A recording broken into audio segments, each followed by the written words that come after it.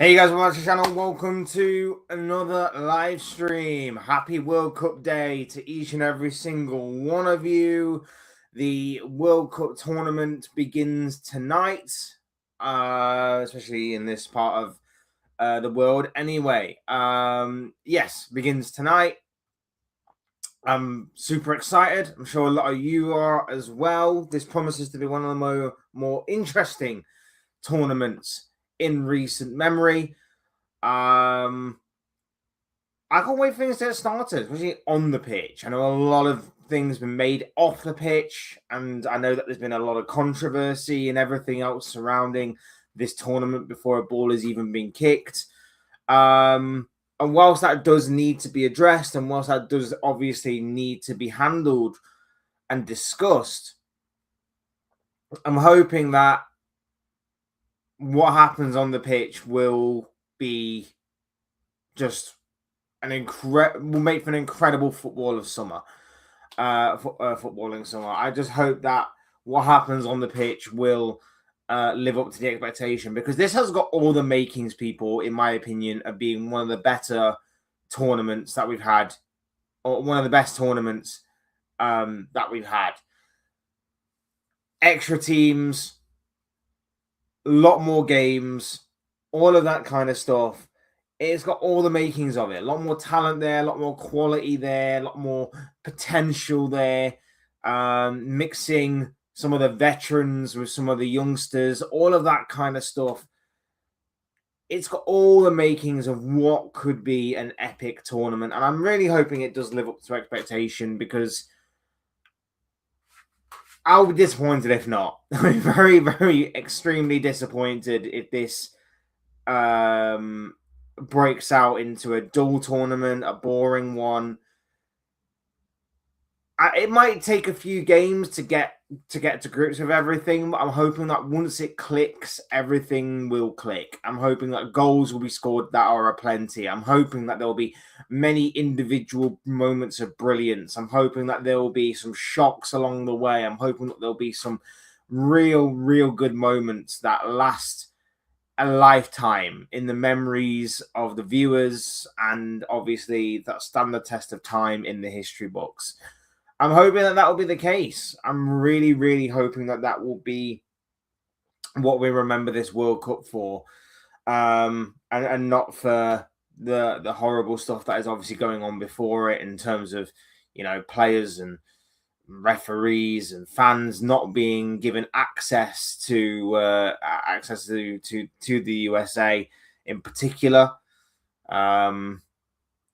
It's just absolutely dreadful. Absolutely dreadful what is going on with that situation. It's appalling. I think FIFA should be stepping in to do more, but the fact that FIFA have basically washed their hands with it and basically said, like, this is nothing to do with us. We're not stepping in. We're not interfering. We're not doing anything about it. We're letting the USA carry on as they are. It's not exactly in the spirit of the World Cup, especially with the way the head of FIFA, whose name now escapes me, basically stated that in order to host the World Cup, you need to be all-inclusive. You need to be obviously very welcoming and accommodating for anyone and everyone. And it's not exactly what the USA have been known for, especially in recent times, and especially in the build-up to this World Cup. So, yeah, that definitely needs to be discussed and addressed. But hopefully we can be discussing more on the pitch topics going forward, and hopefully we can be looking at what could be an incredible tournament that really, in my opinion, is very open this year. I think it could be one of the most openly competitive tournaments that we've seen in a very long time. I think there are, as I mentioned in my predictions video, about 3 teams that I would say are maybe the favorites, and there may be like 2 or 3 teams behind them that are maybe considered the outsiders, and there's maybe 2 or 3 teams that maybe are considered dark horses, but they're not all given that bracket or that title by a clear distance.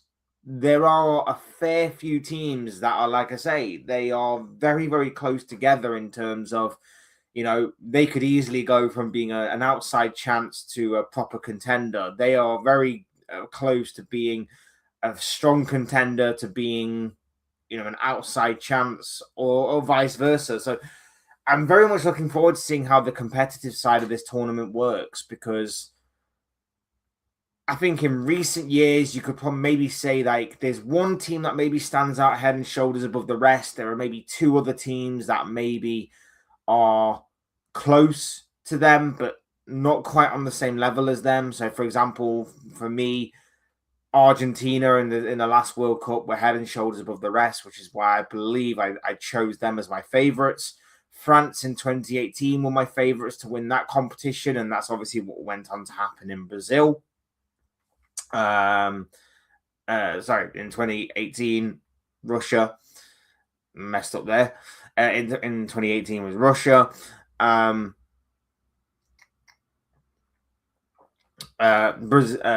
Germany in 2014, that was Brazil, wasn't it?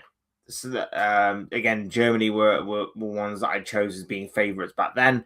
And then, of course, in 2010, Spain. Spain were arguably the best team that I've seen technical wise, on an international level. Their dominance between 2008 and 2012 was something absolutely phenomenal. It's just unfortunate the way that, obviously, I think the timing fell. If the timing fell where it was World Cup, Euros, World Cup, they could have had a bit more of an exceptional dominant reign in terms of obviously picking up a World Cup rather than a Euros. But obviously the way that the years fell, it was Euro, World Cup, Euro. But they were still absolutely phenomenal. They triumphed, and they held that international football dominance for a good 8 years. 6 years. But overall, like I say, absolutely, incredibly competitive. I think this year's will be. I really do. I really do think it'll be competitive. Like I say, I look at Argentina, Spain, and France as being the three favourites. I look at outsiders being the likes of Portugal, England, Brazil, and then I think my particular dark horses for this, Germany. I've just got a sneaky feeling about Germany. Julian Nagelsmann, good coach, plays some good football. They've got a decent team, Germany. They've just, since 2014, it seems like a bit of a curse has been put on them where they just haven't been quite fully at it in major tournaments. They've just sort of crumbled under the pressure. But I think maybe this year they could get back on track and they could have a really good tournament. So I'm backing Spain personally. I've gone with Spain. I think that they are the more well-rounded of all the squads. I know that obviously a lot of people will say France, and that is an understandable.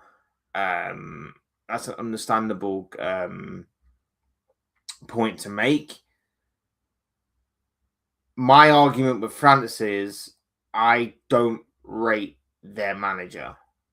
I know that they've got a lot of great talent, and that's an understatement because their talent is incredible. They are absolutely phenomenal. They are very wealthy in the depth of the raw potential, the talent, the quality in that national pool of France.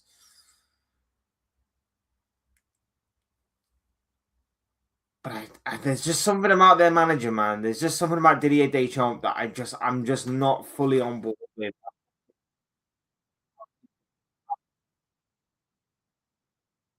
I I don't know, because obviously he's been there and done it before, so it's very easily understandable as to why France could do it again. No doubt about it. I'm just not convinced that their manager leaves the handbrake off enough. Whereas I think France very much could. And like I say, I think Lamine Yamal is going to be in for a fantastic tournament. Arguably, I believe my player of the tournament is going to be Lamine Yamal. I think Harry Kane wins the Golden Boot. I think England still flop, but I still think Harry Kane wins the Golden Boot because the way the group stage is set up for him, it's perfect. Then again, and then you go into the knockout stages and the round of 32 and the round of 16 stage, I think might be set up okay for him to get maybe 1 or 2 more goals, depending on obviously who England get, of course, but it still should be all right.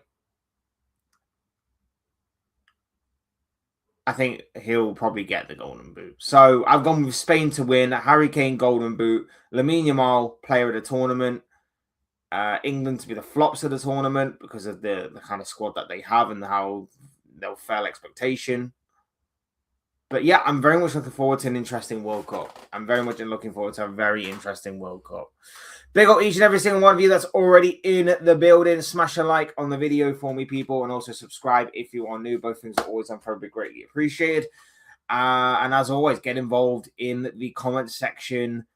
In the chat as well. Love to hear what you guys have to say as the World Cup countdown continues. We are a matter of hours away from it all kicking off between Mexico and South Africa. And then obviously at 3 o'clock in the morning, European English time.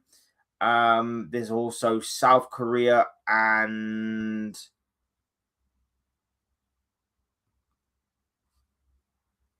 Czech Republic. I want to say Czech Republic. I want to say Czechia.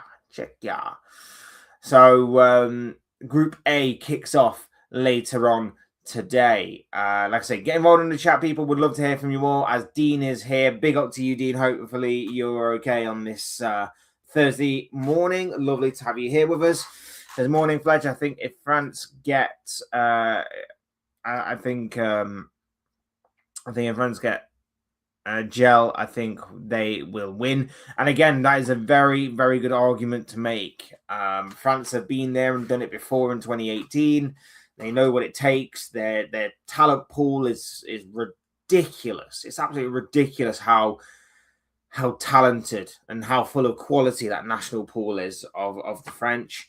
You're 100% right. I think that they are one of the strong favorites. I get that. Big up Marco's in the building. Lovely to have you here, bro. Hopefully you're doing all right on this Thursday morning as well. It says, seen Madueke's miss. I mean, was he offside? Not that is an excuse because he still missed anyway. But I feel like he was still offside anyway. But at the same time, yes, I did see the miss. Wow. That's apparently what around about 50 million gets you these days. A pace merchant who can't finish an open goal. That's embarrassing. Absolutely embarrassing. Even more embarrassing that this guy managed to get a place ahead of a lot of other English players that you could probably name. There's no Cole Palmer, for example. Even Rio Engamoa at 16. There's no Rio Engamoa in this main squad, but yet apparently Madueke's going. The guy who also, by the way, frustrates me even more because the guy cowered away from taking a penalty in the Champions League final. For 50 million. For 50 million pounds, he cowered away of taking a penalty in the Champions League final. And then flopped in front of an open goal. And this is the guy that we're taking ahead of a lot of other players in this England squad. Okay.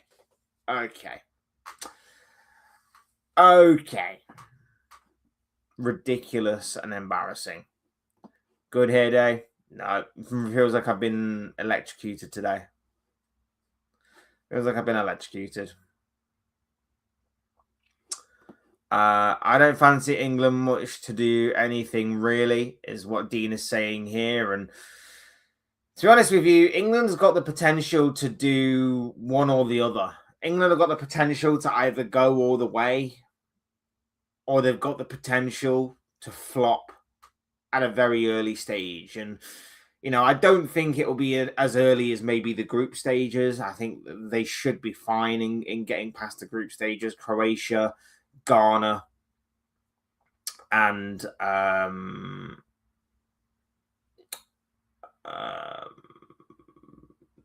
Panama. I couldn't remember the third one then. And Panama. They should be fine with that, realistically. Even if it's in unconvincing fashion, they still should get past that particular those particular hurdles.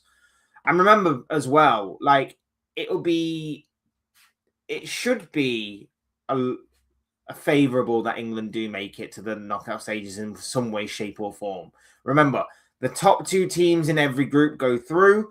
8 of the top teams that finish in third will make it through to the knockout stages as well. So realistically, all you need to do is pretty much go all out in the first game, win,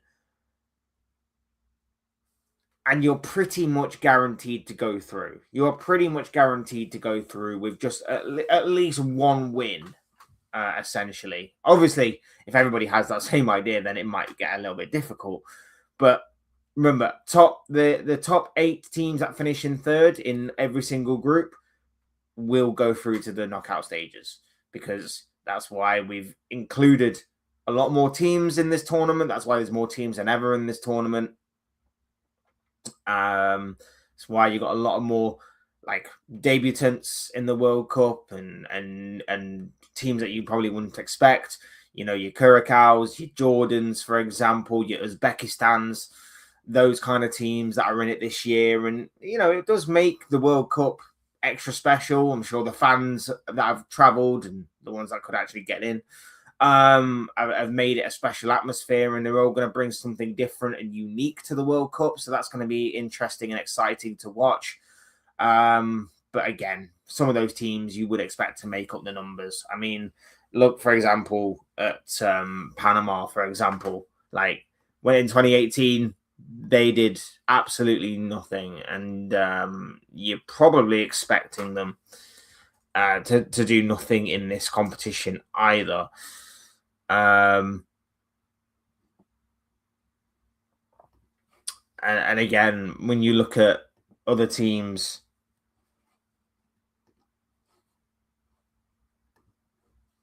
when you look at the other teams in the competition as well, I mean, Haiti in Group C, they've got Brazil, Morocco, and Scotland. Like I say, Curaçao, we've got Ecuador, one of the best defenses right now in international football. Ivory Coast, potentially an underrated team in this competition, and also Germany as well. So again, it looks like they're going to be the whipping boys of that particular group. Cabo Verde with Spain, Saudi Arabia, and Uruguay. Iraq with France, Senegal, and Norway. And obviously, like I mentioned before, Jordan are in a group with the current World Cup holders, Argentina, Algeria, Austria. So it's going to be an interesting tournament for a lot of reasons. But like I say, more teams make it more interesting in some respects, and not in others. So it's going to be interesting. And back on the England point, I don't know. I don't know really what to make of England. They genuinely could go all the way. They really, really could. They've got the quality and they've got the moments in them to go all the way. But they've also got the ability to completely bottle it on a major stage. I don't know right now which way round it's going to be. I think maybe the first game or two will tell which England team's going to turn up. I don't take anything really from these past couple of friendly games that we've had.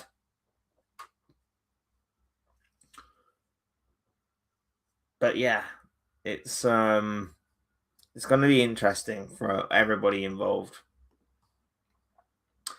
I've done one of those World Cup predictors via Telegraph just quickly, or got a feeling I got Congo knocking out England. I got Scotland knocking out the Netherlands in the round of 16, and Brazil finishing third. Do they still do the third place playoff? Let me know. Did they still do the third place playoff? Because I've always found that completely pointless. But I'm just. Do they still do that? I don't remember if they did that in a 2022 World Cup or not. I don't remember if they did. I could be wrong, but I don't seem to remember that game happening. I don't remember if they still do the third place playoff or not. It's a pointless game, but yeah, let me know in the chat if they still do. I can't remember. In groups, but still making the final. For the rest, no surprise.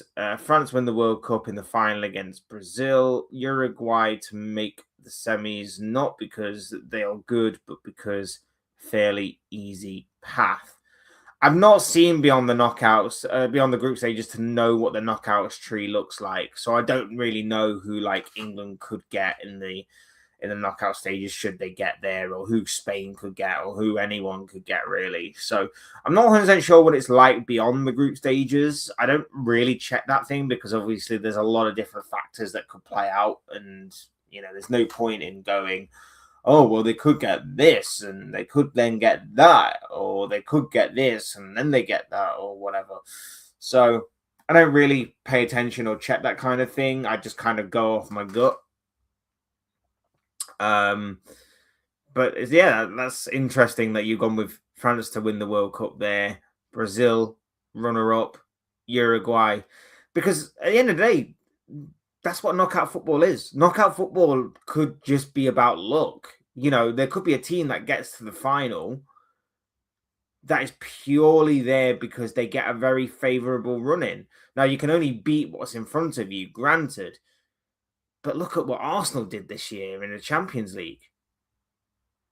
With all due respect to Bayer Leverkusen, to Sporting, and to an Atletico team that not as awkward as what they have been in previous years, it was a favourable run for Arsenal to get to the Champions League final. A lot of teams would have loved to have that kind of run in to get to a Champions League final in previous years. But that's not on them. That's just how it is. That's just how knockout football is. And a lot of people were expecting Barcelona to make it into that semi-final, and obviously Atletico knocked them out. So it's very intriguing that obviously, again, the way that the knockout stages can form. And it obviously means that if you are in the right place at the right time, you could get a favourable run in. And you don't often necessarily have to finish top of your group to get that favourable run in either. Like, if results fall your way, you could easily finish third or second or even third in the group, manage to get through to the knockouts, and then, maybe get a somewhat favourable run in from there. So you don't often necessarily need to finish top.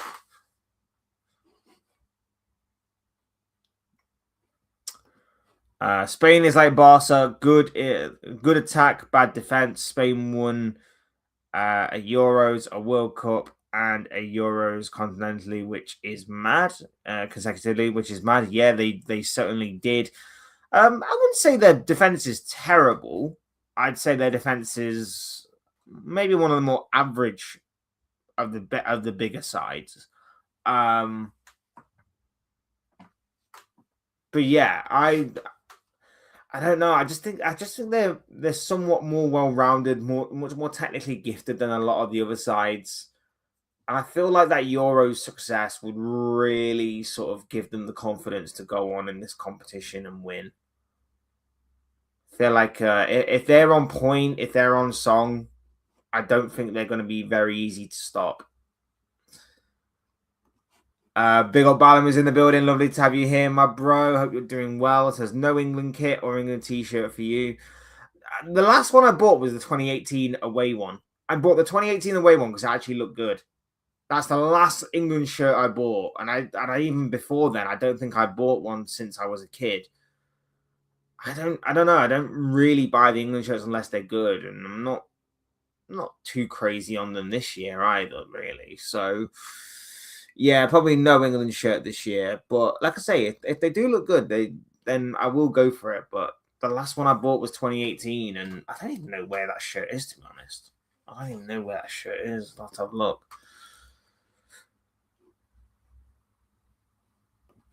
Hi, let me ask you some nice non-personal questions. Okay, bro. Fair enough. But big up to you, my bro. I hope you're doing well on this Thursday morning. Which African team has the best chance? Morocco, Senegal, etc. in winning this?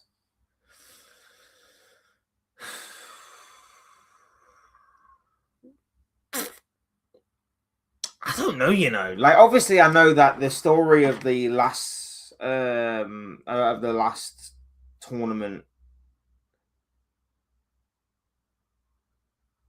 Morocco.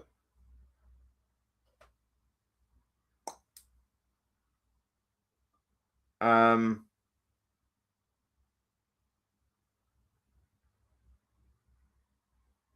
so and this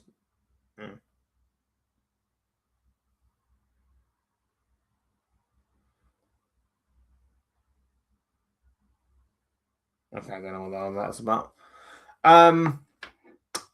Obviously Morocco was the talk of the town in the last tournament. Got really far, further than what a lot of people were expecting. Surprise package, all of that kind of stuff.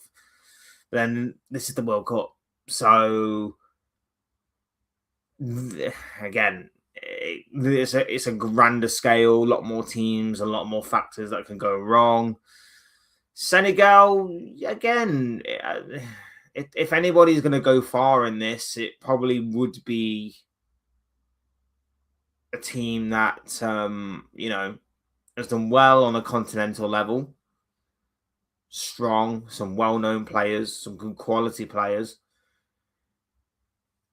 You want back against Senegal to go on and become the first African team to go on and win it, and it would be nice for someone different to win it as well. I would love it for someone to win it from, especially a different continent. But again, I don't think anybody's seriously considering any of these teams, to be honest with you, and that might be to the detriment of those people. But don't see Ghana, don't see Algeria, don't see anybody from that particular continent or any other continent other than Europe or South America, winning it. I just don't. Ivory Coast, like I say, they could be a potential outsider, complete outsider. Other than that, I'm just not seeing it from anybody. I'm just really not, unfortunately. Which Asian team will do best? Potential ever first win. It was to be example Japan. Again, it's complete outsider from any other continent other than Europe or South America. They're the two main ones. They're the two main continents, and there's potentially a good reason for that. Again, I'd like someone new to win it. It would be nice and it would be fun for someone new to win it. A complete shock, but I doubt it. Harry Kane can score a goal or two against Panama, for example. Yeah. I mean, he got 3 against Panama in the 2018 World Cup, which gave him half the goals that he needed to win the Golden Boot in that year. I believe 3 goals in total were from the penalty spot overall, and 2 of them were actually against Panama. So, yeah, we'll see how that goes. Any watch-alongs for the World Cup? Potentially. Again, it's dependent on my kind of living situation and all that kind of stuff. But I will try. I'll try and get maybe a watch along or two going. Hopefully, I can. If not, though, there'll still be plenty of World Cup content in which we review games, look ahead of games, and obviously discuss the important fallouts of the World Cup that have been going on as the tournament has been progressing.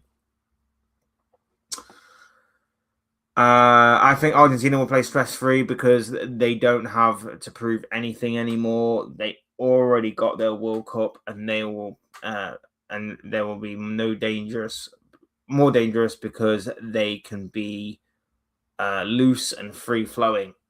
And that's a good point to make. I mean, obviously there is obviously going to be pressure on Argentina regardless, because obviously they're going to be going into this competition as the holders. There's a certain level of expectation that comes with that, but at the same time, like, you know, they won't feel like, oh, we have to do this for Messi. We have to do it for Messi as much as what they did in the last World Cup. It's a shame that this is probably going to be Messi's last World Cup. It's going to be probably Ronaldo's last World Cup, and maybe a few other names as well. But those two are obviously the bigger names that are going to be mentioned a lot in this being their last World Cup. And like I say, for Messi, he's already got that particular accolade. He's going to be fine. I think there is going to be slightly less pressure on Argentina, but that shouldn't necessarily mean that, you know, they can't go on and do it again. Argentina have got a very, very good squad.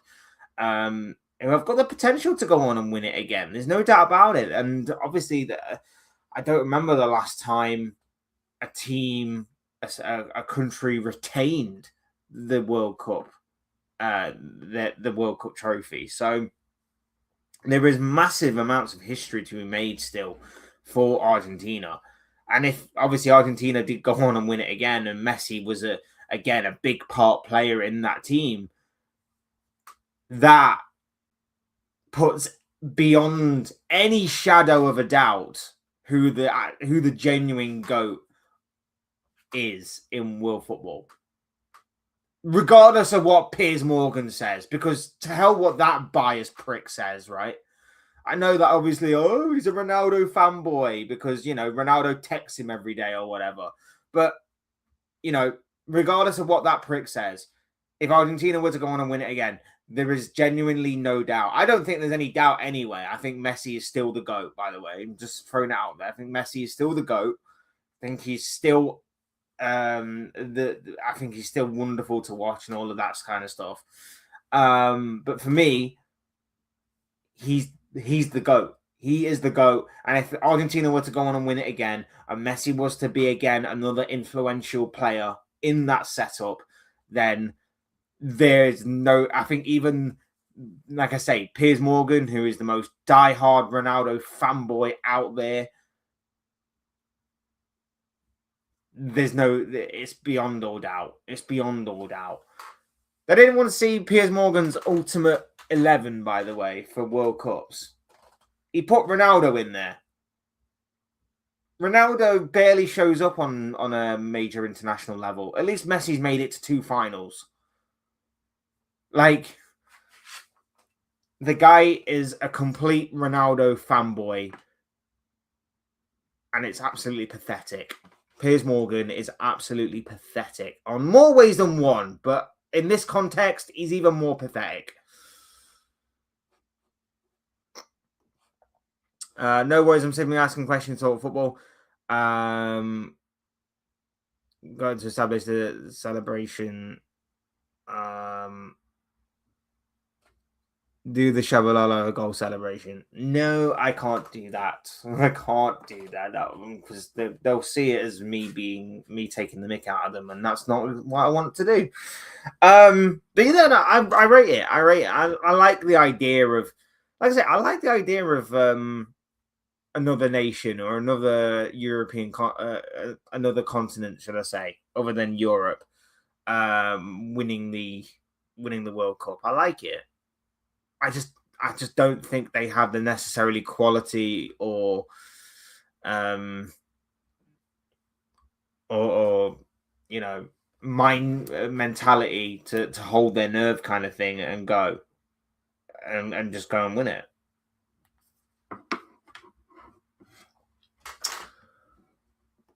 I see nothing wrong with Deschamps. He usually puts his best 11, but unlike Tuchel, Deschamps has won the World Cup as a player, captain, and also as a manager. He is a winner, is what Marcus says here, and you are 100% right.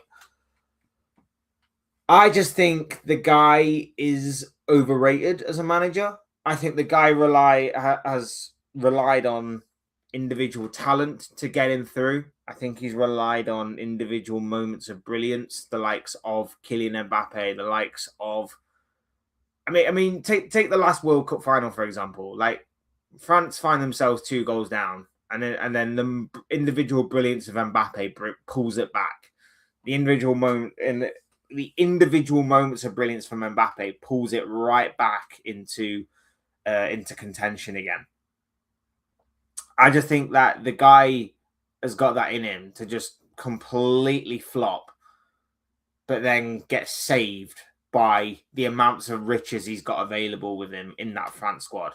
I think that France squad bails him out so many times.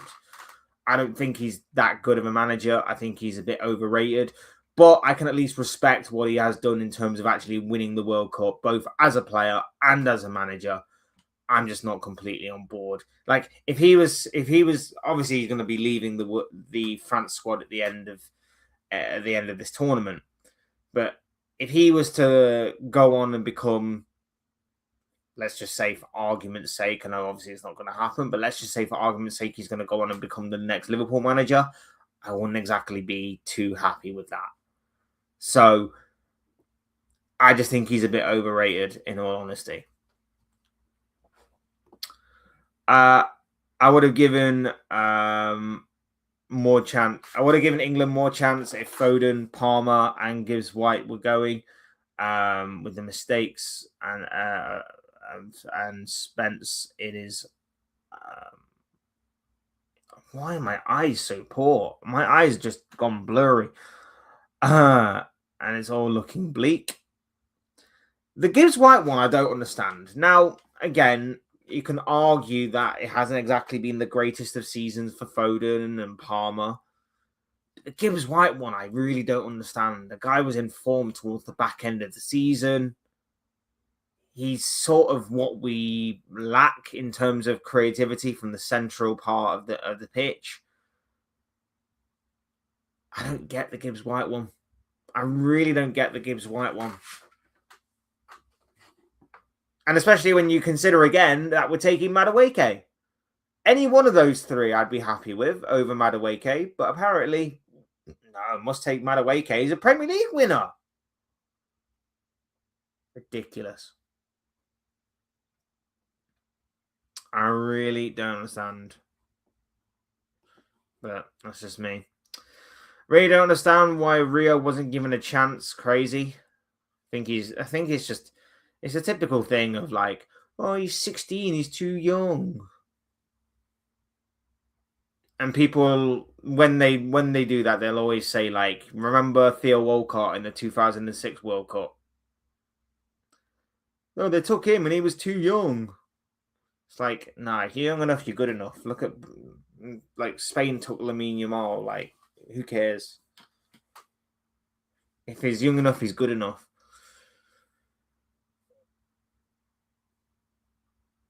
But, yeah. I'd love to have seen Engamara at this tournament. I think he really could have lit it up. But it is what it is. It is what it is.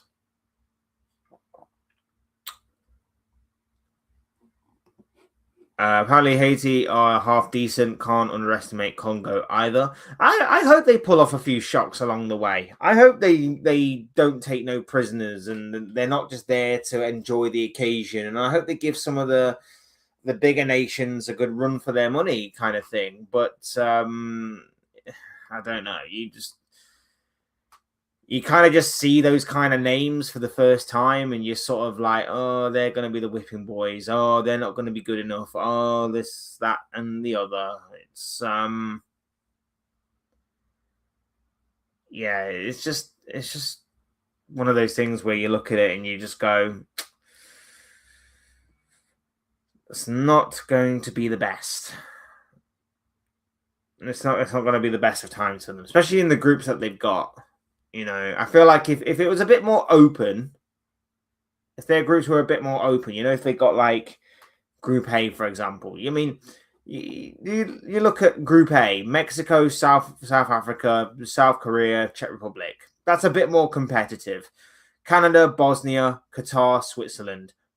Switzerland probably do go through in that one, but the other potentially two positions pretty much up for grabs there. You'd expect Brazil to go through in Group C and maybe Morocco to follow, but don't rule out Scotland. Don't rule out Scotland, and obviously Haiti are in that group as well. And then Group D: USA, Paraguay, Australia, Turkey. There's three of those four are more competitive than the rest of them. I mean, Germany, Curacao, Ivory Coast, and Ecuador could be competitive for three of the four teams, but then again, those three teams could all make it through in the end, depending on obviously the third place situation. Group F: Netherlands, Japan, Sweden, Tunisia. You'd expect Netherlands to go through. Then it's a toss up between the other three. Again, a bit more competitive. Group G is Belgium, Egypt, Iran, and New Zealand. Big up Mo Salah every single time. I really, really hope that he gets a good tournament. I really, really do hope that Mo Salah has a great tournament here. But,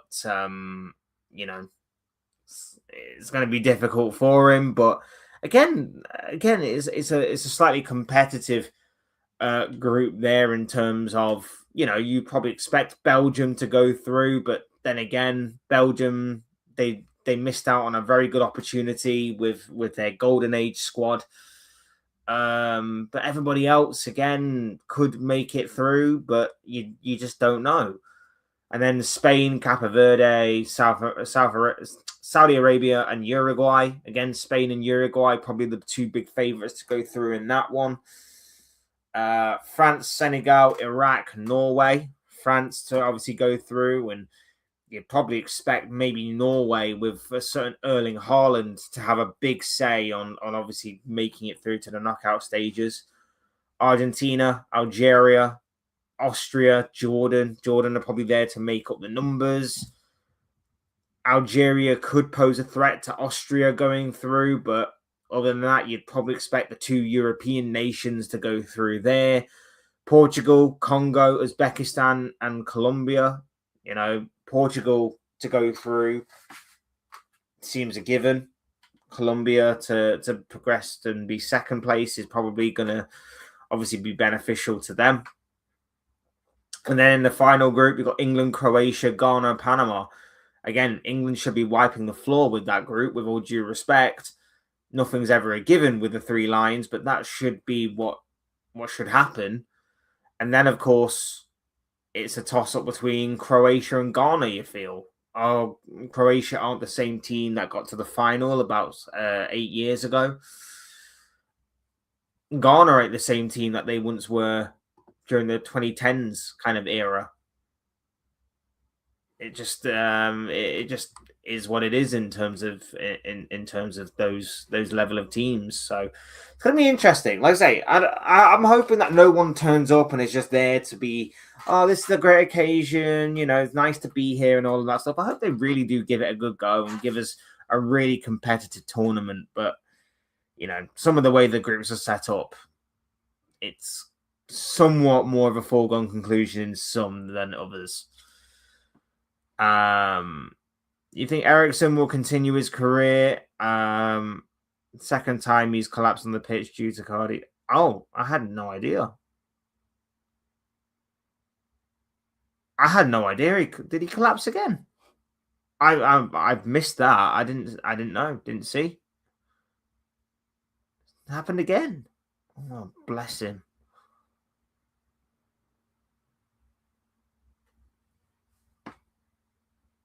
Oh, bless him. I had no idea that he collapsed for a second time. I didn't see it. I've not seen anything. I've not seen anything like that. So yeah, speedy recovery to him, and maybe it is time to maybe call it a day on the football pitch at the very least. Oh, bless him. I like to add Christian Eriksen should go on to be a coach / assistant manager now. Now for best.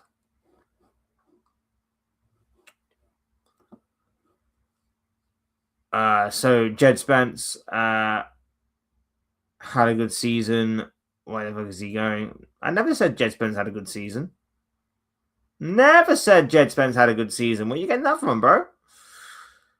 Madueke has been horrible goal and assist this season. Yeah, I agree. I completely agree. Never said that.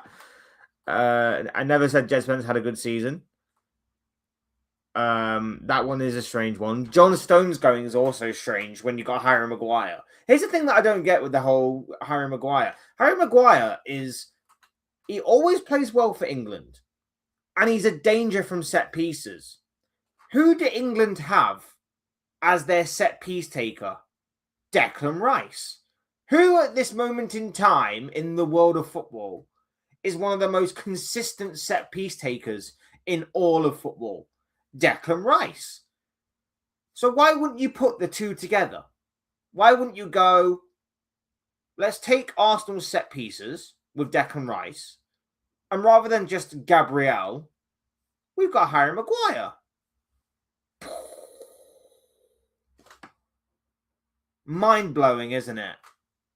Mind-blowing. That one I don't understand. Look, I get John Stones as the player and the type of player he is, ball carrier out from the back. I sort of get it. Suits Tuchel's system a little bit. I get that. But at the same time, like I say, he's not had a good season. Neither's Madueke. Neither has a fair few of the England players, actually, to be perfectly honest. But at the same time, look, the way that I see it is this.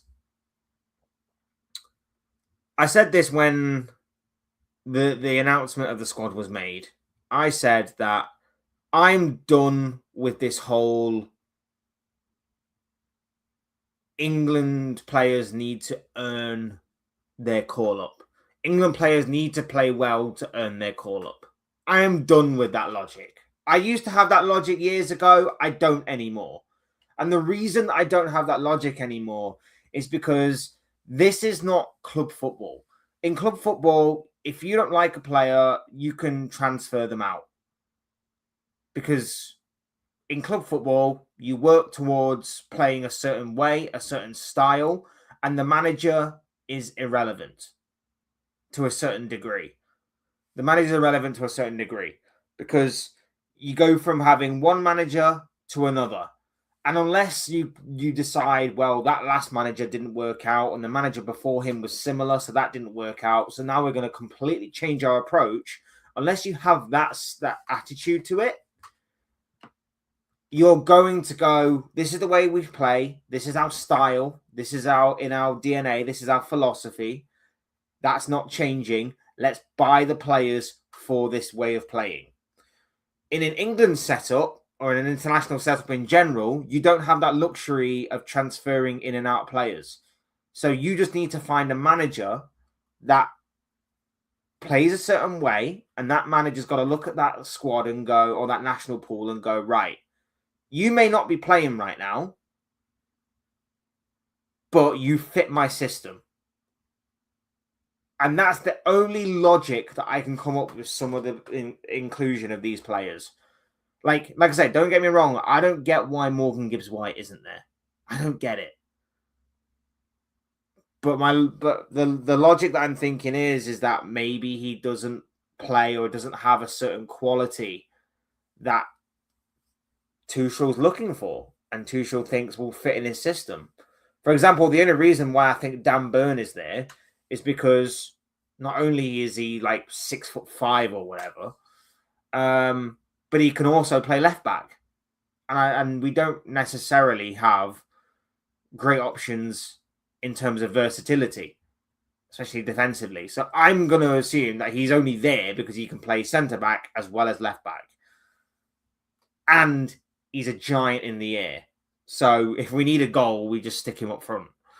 But that's the reason why I'm thinking about it. And again, I'm not saying it's the correct logic. I'm not saying it's right to have that logic, but that is the only reason I can think of as to why maybe there are some strange exclusions and some strange inclusions in that England team. Because, like I say, club football and international football is different. Club football, you can get rid, sell, bring in someone new. With international football, you're a bit more restricted than that. You're a bit more restricted. You just have to play with the cards you're dealt with. And in club football, you can play with the cards you're dealt with, or you can exchange them. That's just the way that it goes. Despite everything, I think Cole Palmer is still one of the best players in world football right now. It's insane. He is not going. Same goes for Foden, Gibbs-White, who carried Nottingham Forest and kept them up.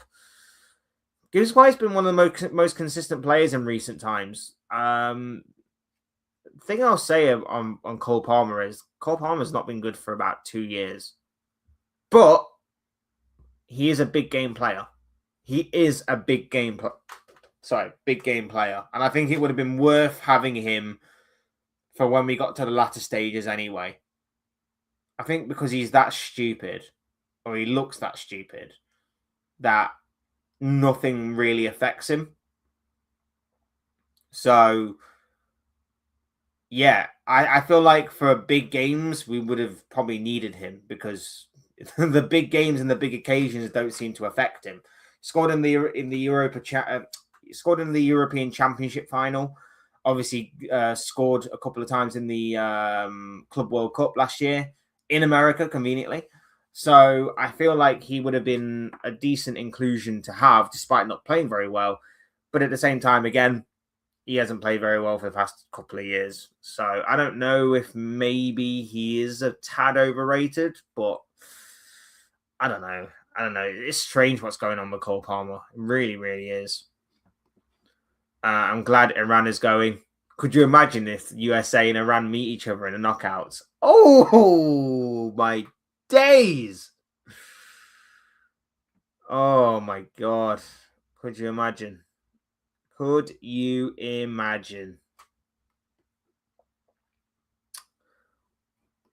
hope I'm pronouncing his name right, but Costalicious. I hope I'm pronouncing that name right. I do apologize if not, bro, but big up to you, man, every single time. Hope you're doing well. Lovely to have you here with us. Says, who do you think comes in for Mark Gahey? Such a shame his World Cup is over before it began. I'm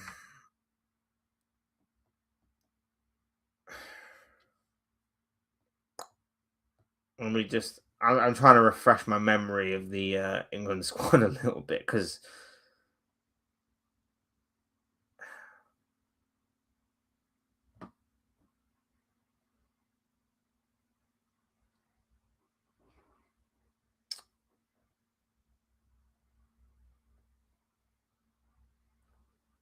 bear me 1 second.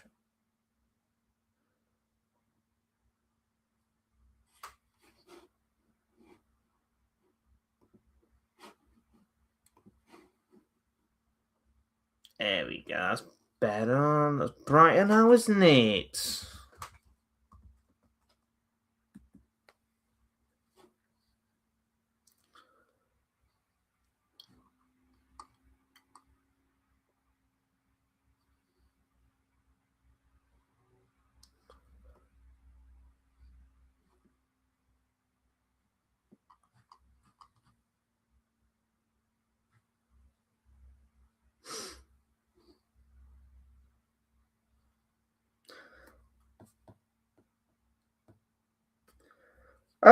Depends if they want to stick with Konza, because you probably would expect John Stones. John Stones, natural ball carrier from the back, can walk into midfield. If you want balance, you probably would go Dan Burn, but John Stones, would probably be the natural backup. Just for someone to, like I say, bring the ball into midfield and carry the ball a little bit more. But it depends, obviously, like I say, if Cons is going to be your genuine right centre back option. I'm not saying you said. Oh, it made it sound like you did. I'm not saying you said Spence had a good season, but according to Tuchel, I don't know. I think Spence started off the season all right. I think Spence did start the season off right, but as the season drew on, he started to get found out more and more, and it didn't matter where. And again, I think the reason why Spence is there is probably versatility. I think because obviously he can play on the right, and he's also played at left back. So again, I think it might just be that he offers a bit more in terms of playing off either side. But then again, so does Livramento, and I know which one I'd rather have. I know which one out of them two I'd rather have. I'd rather have Livramento, but yeah, I don't know. Maybe Tuchel is sabotaging because he's German. I don't know. I don't know. Like I said, I rate Tuchel anyway. I rate Tuchel, so he can do whatever he likes. I couldn't care less. Maguire must be gutted. Always gives it his all for his country. He has redeemed himself so well at Man U. What else could he have done? I completely agree with the statement. I completely agree. I think since you know what really turned it around for him. I think obviously playing in an England shirt obviously was something that turned his perception around for him. But also I think dropping the captain's armband at Man United, it seemed like it was a massive weight on his shoulders being the captain of Man United, and then as soon as he dropped that armband, it seemed like, whew, the weight is off me now. I can go out there and I can play my natural game. And he just did. He went out there. And look, he's not the best. He's not going to make it into all-time 11s, and he's not going to make it into, the conversations of being some of the best defenders or best defending in the world. But the guy, you've got to respect the comeback story there. Like, the guy is still decent and has got, what's the word I'm looking for here? He's got attributes that make him a good defender. And obviously he's got attributes that make him a good addition in this overall squad. And the fact that he's not in the squad is a little bit strange to me. Just purely based off the fact that you're taking John Stones, who hasn't barely played this season. And even when, like, the likes of Guardiola and Ruben Diaz were out injured for Man City, Stones still couldn't get a game. Make it make sense. So you're taking a centre-half just based on his ability from set pieces? I don't remember saying purely based off his set pieces.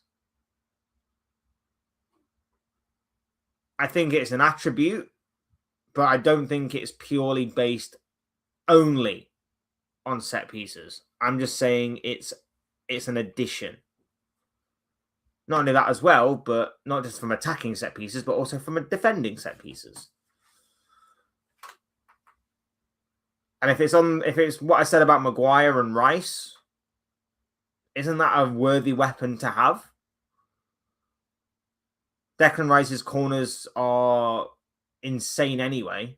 You might as well have a 6-foot fridge, a 6'4" fridge, attacking it.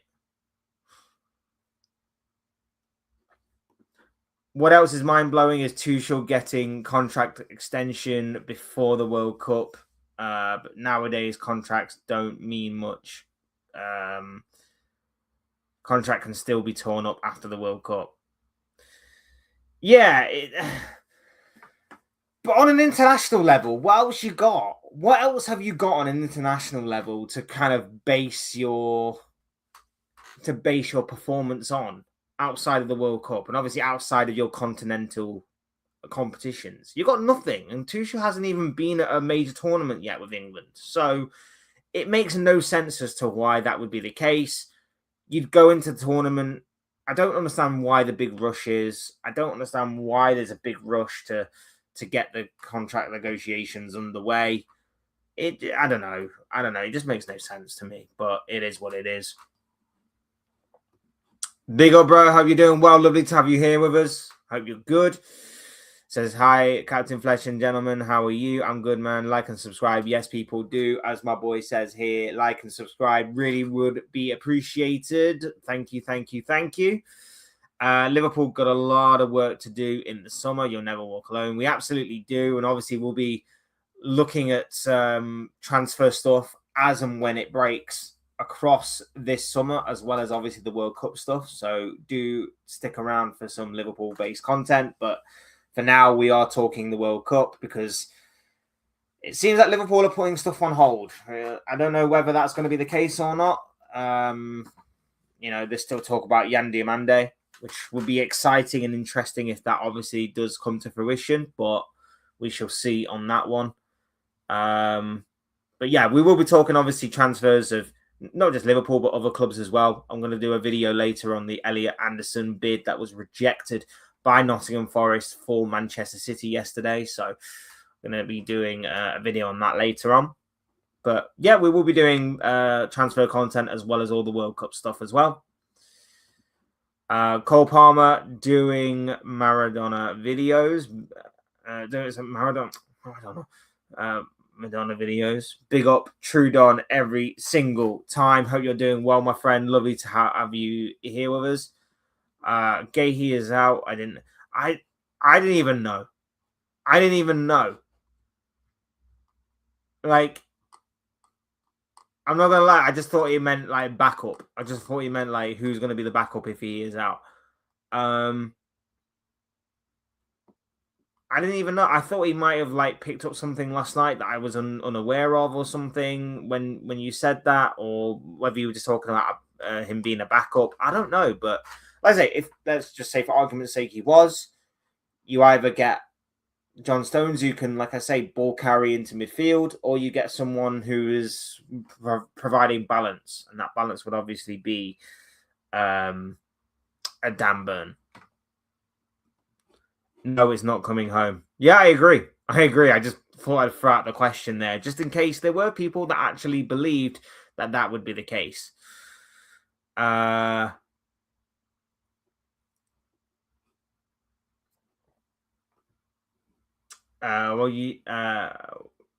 can't even see. Can't even see. Well, United lost out for 9 months. They said Elliot Anderson is our top target. Well, it's not. Well, again, it seems as though Anderson's chosen Man City. So, maybe he was their top target, but Anderson's rejected them.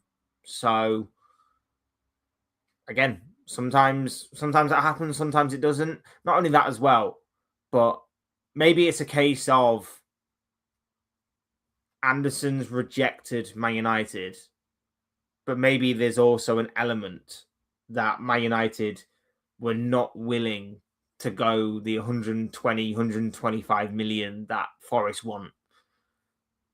And to be honest with you, with the current state of United's squad, I don't blame them because they've got other holes to fill. They've got other holes that need filling in that Man United squad. And for 125 million, you can probably get 2 or 3 really good players that will probably help to cover some of those holes. Not all of them, but some of them. With a squad like Man City that are pretty much there, title contending, and that desperately need a player like Anderson, I can understand why you would probably take that risk more of paying that money. But that's not to say that he's worth the 120 million or so that Forest want. Like, Forest are crazy for demanding that. But at the same time, that's the current rate of the market. With 3 years left on his current contract, and with the TV money that obviously is being put into every side in the Premier League, Forest don't need to sell. So unless Elliot Anderson kicks up a massive fuss and wants to leave, I don't think he's going anywhere. Plus, remember, this is the owner that last year had Morgan Gibbs-White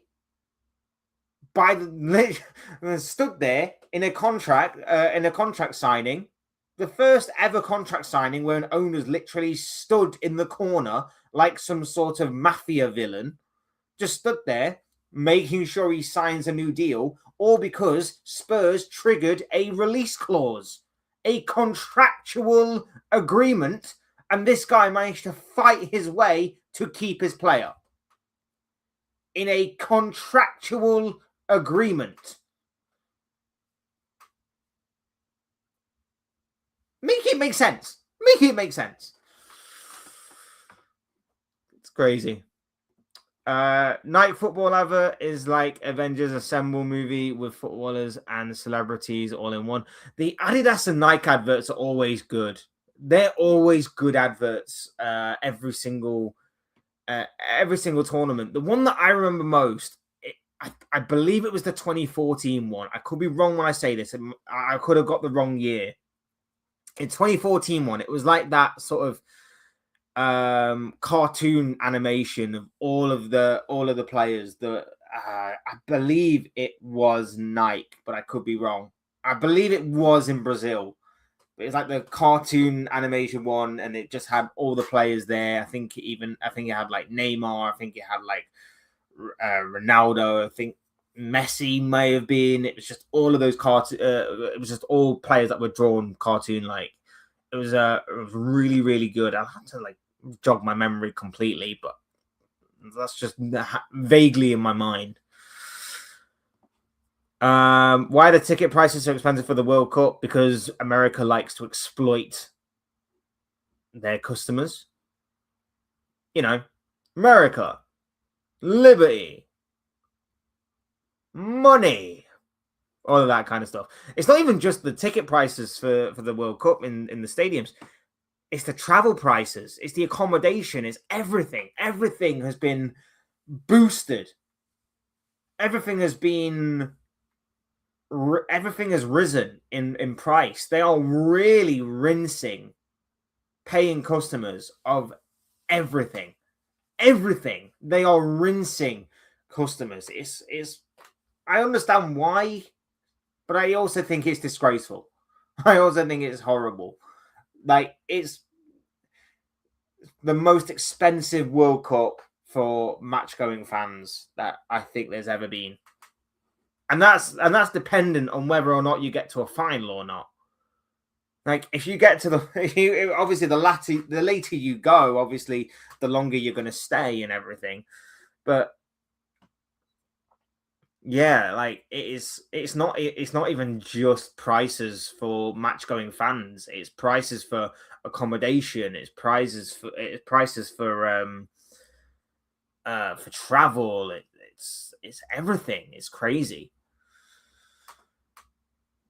Well, you did a mind-blowing like motion regarding Maguire. You can't just take players for set pieces. I bet you were one of those that wanted Ward-Prowse in the England squad for the World Cup. Again, bold assumption of you to say something like that, but no. No, I'm just saying, like, it's a massive asset to have. But I also went on to say that Maguire actually plays very well and very consistently in an England shirt. So, again, he plays very well and consistently in an England shirt, and he's also got the potential to help from set pieces as well, in terms of being in both boxes, whether it be defending from them or attacking from them. And you complement that with having a fantastic and consistent set piece taker in Declan Rice, and you have got an absolute weapon of destruction for any defense in this World Cup. I'm just saying that is a very good asset to have. But I'm also saying that from open play, Harry Maguire doesn't really put a foot wrong for England. I don't know, bro. Maybe open your ears a little bit. I don't know, bro. I don't know. Why is there so many issues in the World Cup 2026? Because Donald Trump's a prick and America is crazy. There you go. That's why. In a nutshell, in just a vague nutshell, that is essentially it. That is essentially it.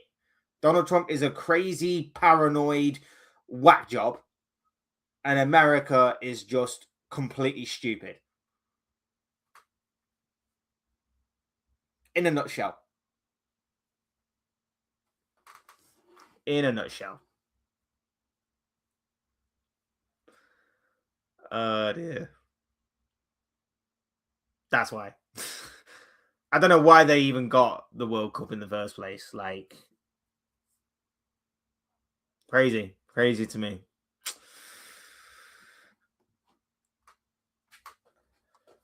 Liverpool need to buy quality in the right places. Liverpool need 21-year-old to 23-year-old for 3 to 60 million in the right areas, like right back, centre back, CDM, left wing, right wing, and an optional number 9.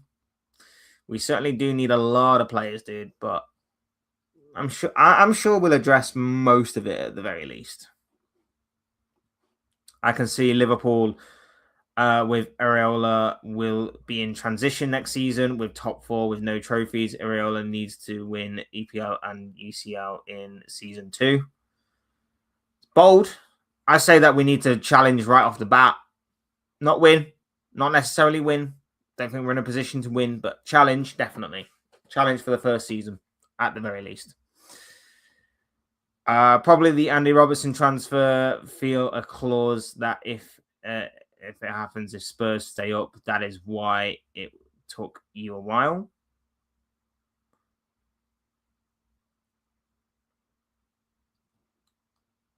Have I missed something here? Not sure. No, good luck to Andy Robertson, man. I feel like that's a sensible and smart signing for Spurs. So big up to Andy Robertson. Hope he does well with his new club. But Tuchel wants to play a different way. He wants us to be on the halfway line, press like other Premier League teams. Maguire isn't suited to that, but Konza, Stones, etc. are much better. I understand that. That is a valid argument. I get that. But John Stones, really? The guy breaks down now performing a 5-yard sprint.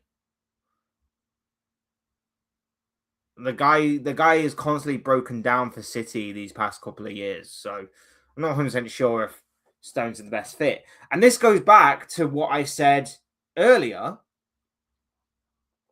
about it not being about form, it not being about, did you play your way into the England side? This goes back to what I said earlier about it being about suiting the manager's style because the manager's only got the cards that he's dealt with.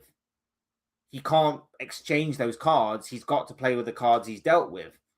So that's basically what I said. So we're coming at it from the same angle, me and you. We just, I don't know, you just kind of went a bit with the whole Maguire thing. I'm just saying, like, for me, Maguire doesn't put a foot wrong. I understand the argument that maybe he wants to play a bit more aggressive and therefore a bit more forward thinking and therefore with a higher line. I can understand that argument, and I hold my hands up and say, like, that argument is fine. The way that I see it is that if you've got a fast-paced defender to accommodate you probably could find a way to fit Maguire in the team. Like Kwanzaa's not exactly slow. So if you were to put like Kwanzaa and Maguire, I feel like that could be enough to accommodate. Something just something along those lines. Like I say, I'm cool with whatever. I'm cool with whatever, but I can understand your point. Yeah, I am, bro. I'm just saying, like, I'm just saying. Uh, big up Captain Menth. My eyesight is freaking terrible today. Why is my eyesight terrible? Menth, there's not even in there. Mech. I haven't pronounced that name right, dude. I really do apologize. I'm not good with names. Which team are you going to support this World Cup? Big up to you, my bro. Hope you're doing well. Lovely to have you here with us. I've gone with Spain to win. I've gone with Spain. I was tossing up between, Argentina, France, Spain, and I don't know, man. Like I said, I feel like this could be one of the most competitive World Cups in recent memory. I feel like there could be a couple of shocks along the way. France, a lot of people are going with France, and I understand why. I've just got a sneaky feeling about Spain. I've just got a sneaky feeling about Spain winning the World Cup for the first time in 16 years. Yeah, I'm going with Spain. And I have gone back and forth so much over that question, bro. I have gone back and forth so much over that question that I genuinely don't know. Like in previous years, I feel like I've known for a while who I was going to go with. Like 2010, for example, I knew I was going to go with Spain to win, and they did. In 2014, I had my heart set on Germany winning that competition, and they won. In 2018, I was convinced by France. France won. In 2022, I was convinced with Argentina. Argentina won. So I feel like in previous years, I've kind of been convinced and had my heart set on the winner right from the beginning. This year, I don't know. I feel like it's a lot more competitive this year than it ever has been. Because I could make an argument for about 6 different sides. I really, really could make an argument for about 6 different sides. But for every argument I could make for those sides, I could also make 6 other arguments against those sides. So after going back and forth a lot, I landed on Spain.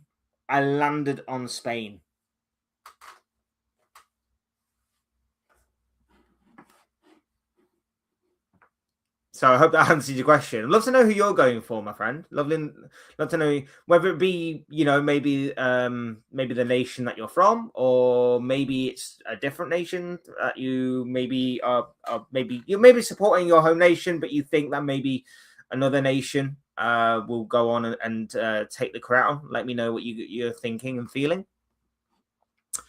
Do you like Southgate?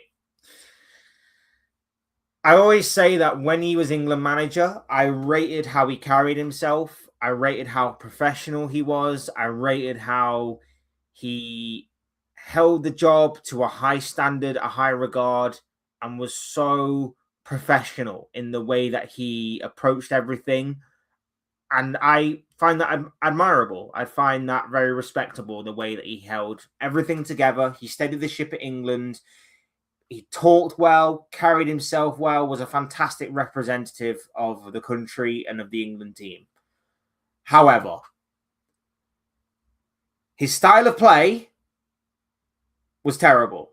His style of play was not to my personal liking. It got results from time to time, but it always seemed to be that whenever England got to facing a really difficult or tricky opponent, crumbled.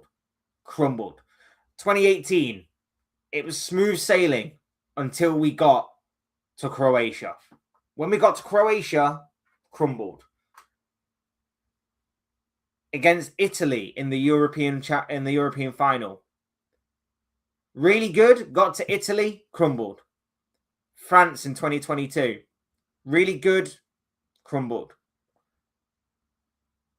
Spain in the Euros. Decent, crumbled. And in majority of those cases, it was take an early lead and then fade away. Think about Croatia, Kieran Trippier's free kick. Think about Italy, Luke Shaw's goal in the opening minutes. I don't personally like the style of play. I thought it was too negative. I felt like we needed to release the handbrake. I feel like we had too many good attacking players to let them go to waste. But yeah, that's what we did. I feel like he had his favourites as well. For example, like in the last Euros, I was screaming going, we need to play Anthony Gordon more. Anthony Gordon with his pace down that left-hand side, keeping the width would just be more beneficial to us than having Phil Foden that wants to play in the centre and Jude Bellingham who wants to play in the centre and whoever else wants to play in the centre as well. Like, I felt it was just so overcrowded in the middle of the pitch. So overcrowded when you could have just played Anthony Gordon, got a bit of pace on that left-hand side, a bit of width, and also you didn't have an inverted fullback as well, because that was the annoying thing as well, because every time Kieran Trippier was playing, it was inverted fullback, or if he did go down the outside, it was the same thing over and over again. Get the ball onto his right foot and hopefully cross the ball. It didn't always happen, didn't always work, but yeah, I wasn't a massive fan of his style, but I could at least respect what he did. I could at least respect how he carried himself. And again, it got results. And sometimes on an international level, the results are more so than the performances. Who's your outside favourites / dark horses? So I'd go with Germany as an outsider. I'd go with Germany as an outsider because I really, again, Germany are a bit like England. They really could turn up in this tournament and go all the way or at least go very far in the tournament. But they also have the potential to absolutely bottle it and absolutely capitulate, collapse, and just throw it all away. So I've gone with Germany a little bit as dark horses. If you really want like an outsider,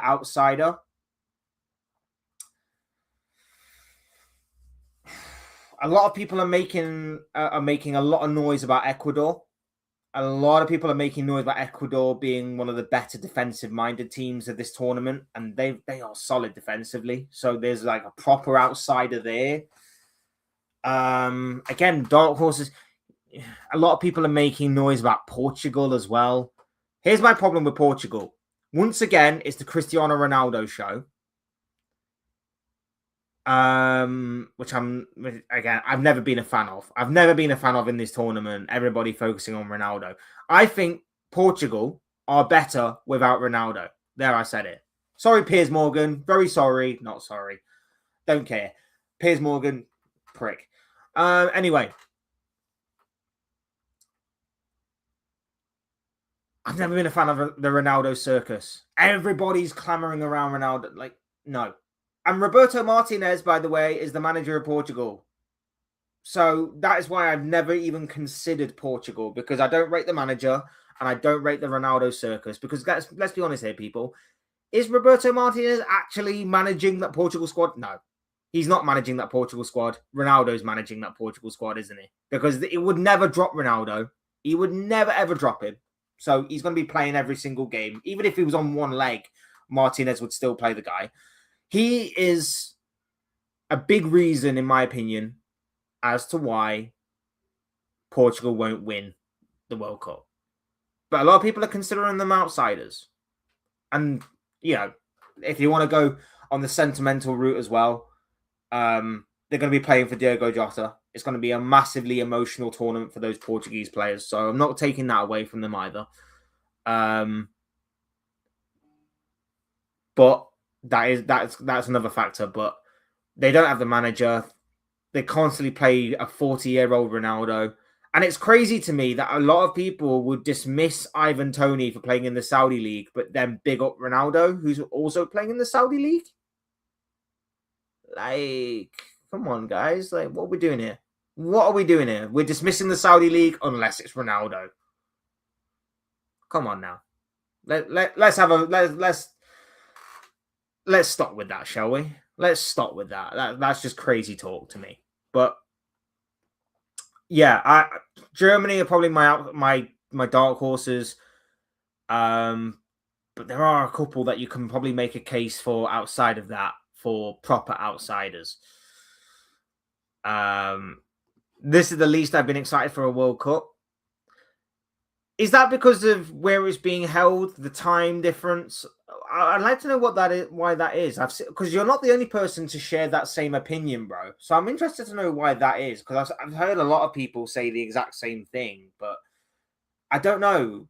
I feel like a lot of people say that, and then the World Cup starts, and then a few days into it, once the football is constant, and the football is like game at this time, game at that time, game at that time, game at that time, then people start to get into it. So I don't know. Is it just a case of you need to wait until the tournament actually starts, or I'd love to know. I'd love to know why you say that personally from you, because like I say, you're not the only person that I've heard that from. Okay, so you talk about style of play. Tuchel has picked a squad to have a style that that puts us on the front foot. That means leaving players out. Okay, that others would have taken. That's the leadership needed. Again, bro, that's literally what I said earlier. That's the reason why I justified why he picked the squad that he did. You may it's I don't know whether it's just because you can't express tone over comments or whatever. But I literally said the exact same thing that you just said. I literally said like Tuchel's having to play with the cards that he's dealt with. So he's picked a squad that may be more beneficial and more suit him than just picking based off of name, reputation, or form.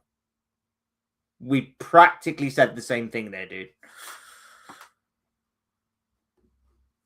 I'm so excited for the World Cup, but it feels so lackluster this time. Big up Kinsman every single time. Hope you're doing well, my friend. I mean, I get it. Like I say, again, you're not the only person to say it. I mean, about 30 seconds ago, Don said the exact same thing. He said he's not exactly happy or looking forward to the World Cup. And again, you're not the only ones to express that opinion. I don't know whether it's because of where it's being held in the world. I don't know whether it's the time difference or anything along those lines, or what the genuine reason is. I'd love to dive into that a little bit more and see why that is. But for me, this is one of the ones I've been looking forward to. I've been very much intrigued by this tournament. Not exactly what's going on outside of it, like I said at the top of the video, with the whole not allowing certain people into their country to enjoy the spectacle that is the World Cup and all of that stuff. But I'm very much intrigued by the competition side, which is what we should all be focusing on. But Donald Trump exists, unfortunately. Big old Footy Reacts every single time, my brother. Hope you're doing well, my friend. Lovely to have you here with us. Guys, if you're not already subscribed to Footy Reacts, then go and sort that out. He's doing some incredible content over there on his channel. He's a big Liverpool fan, but he's doing some big World Cup stuff. I believe you're streaming every game, I think you said, right?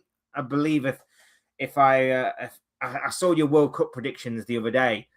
And I believe you may have said that. I could be wrong. If I'm wrong, please do let me know if you're still here. And I do apologize if I am wrong, but you are doing some really good stuff over there on your channel. So go and show him some love, go and show him some support. The guy is making some big moves. So big up yourself and hope you're doing well on this Thursday morning. It's frustrating because Tuchel is doing all the things everyone wants Southgate to be, and people are still moaning. Brain dead idiots and shy footballing opinions. Okay, I'm just going to say this, bro.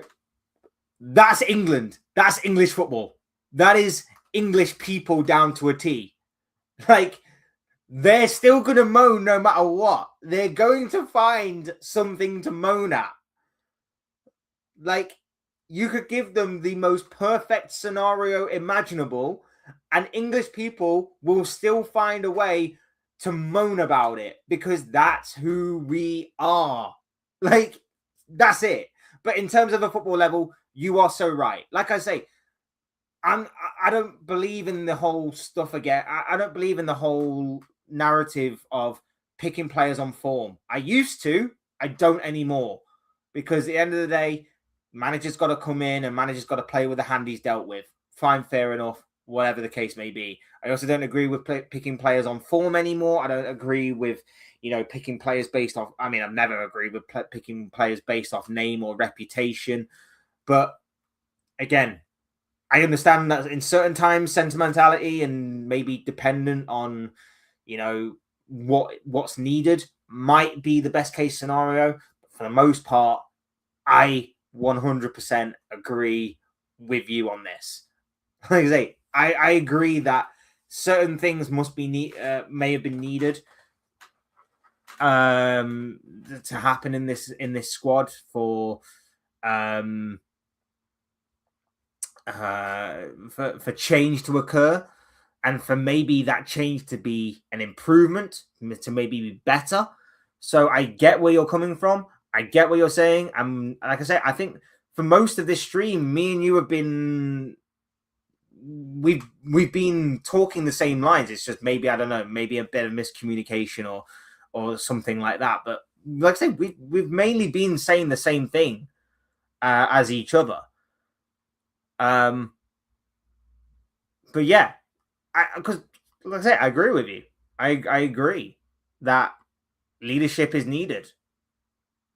The only thing that I can at least say that Maguire not being taken, I can at least sort of understand it, but at the same time, I'm sort of like, I feel like you can accommodate for it better than what you would say a John Stones, who's a little bit less reliable, right? But the only thing I will say is that the Morgan Gibbs White one, that one is strange to me. That one is strange to me.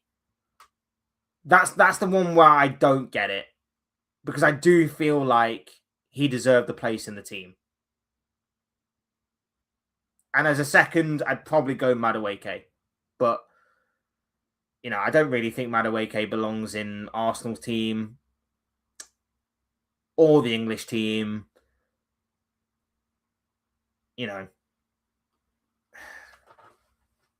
Maybe the Leeds team. Maybe. A pace merchant with no end product. Maybe that's the case, but we shall see. Big up Nick every single time. Hope you're doing well, my bro. Lovely to have you here with us. It says Germany is not it's not the horse.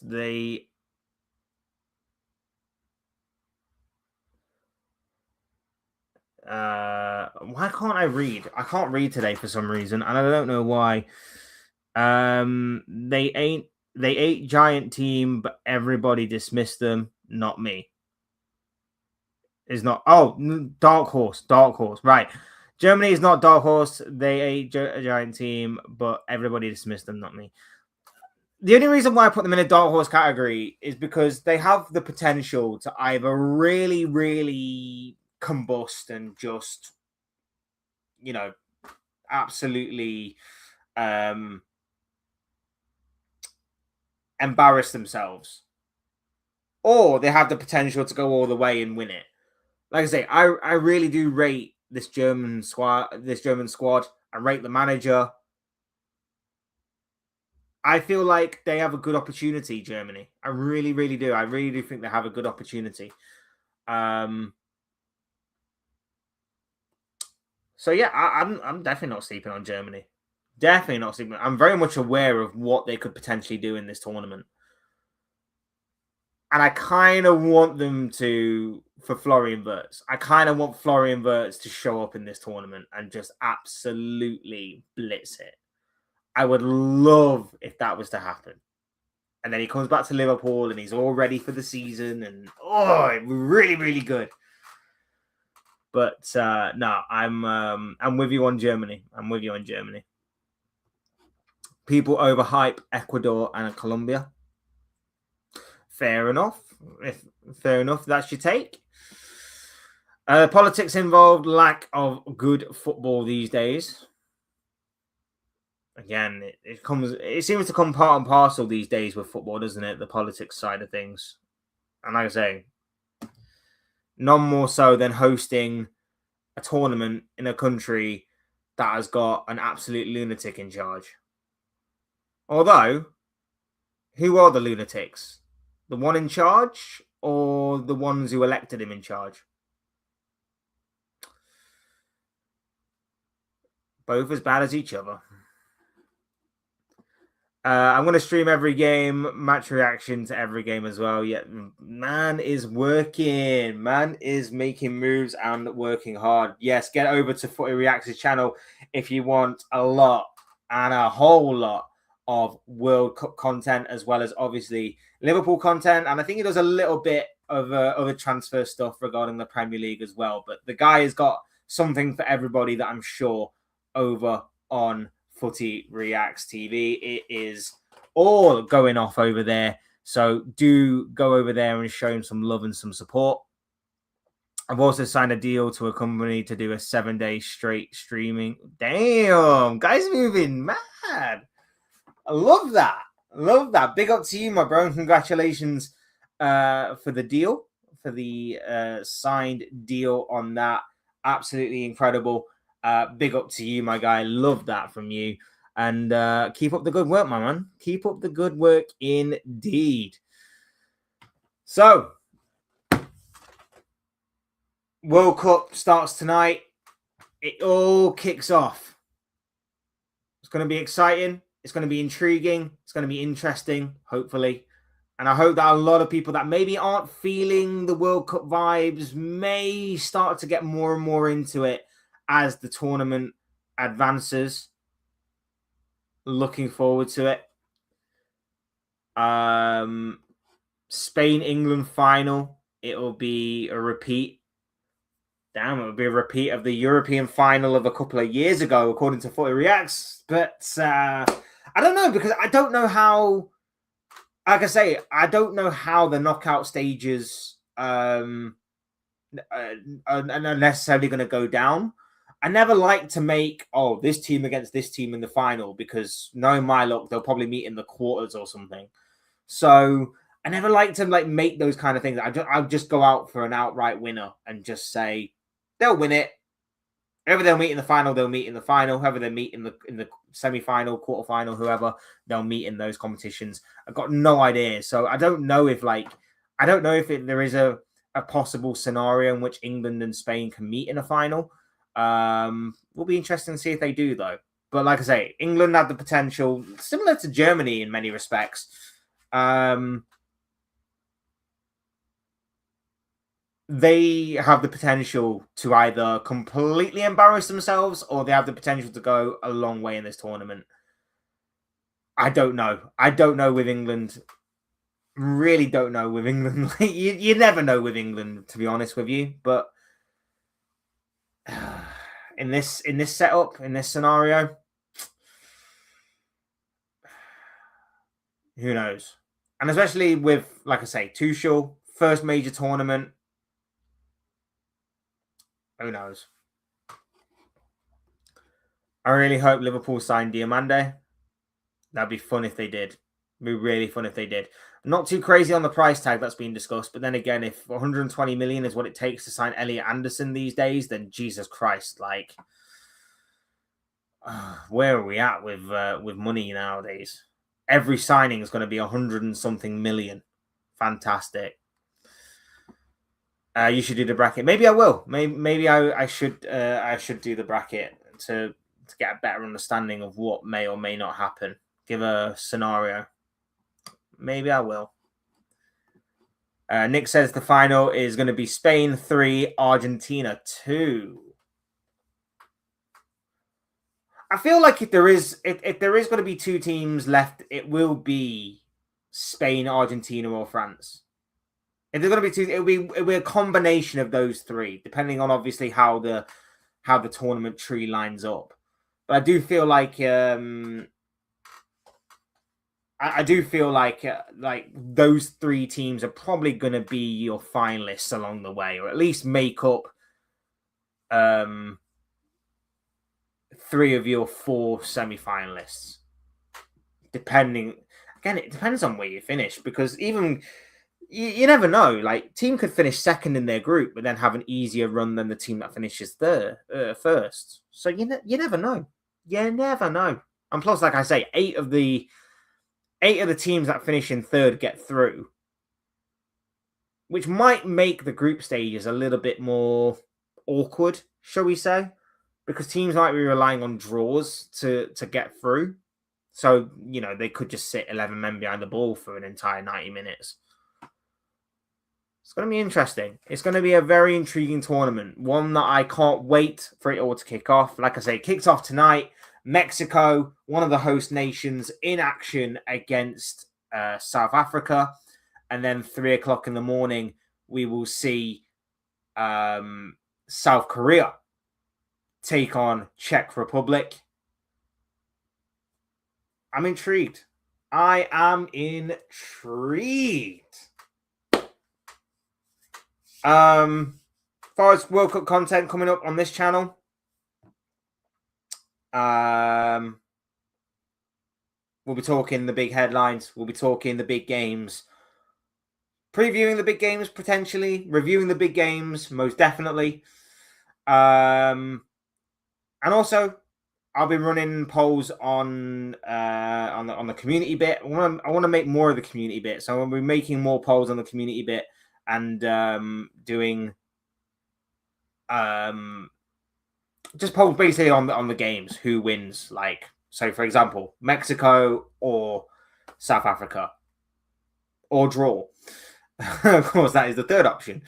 Or South Korea, Czech Republic, or draw. So that will be coming up on the channel as well as obviously World Cup content. We'll also be talking transfer action when it happens. Like I say, later on today, I've got a video on Elliot Anderson and the Manchester City situation that is going to be unfolding before our very eyes, it seems, in this transfer window.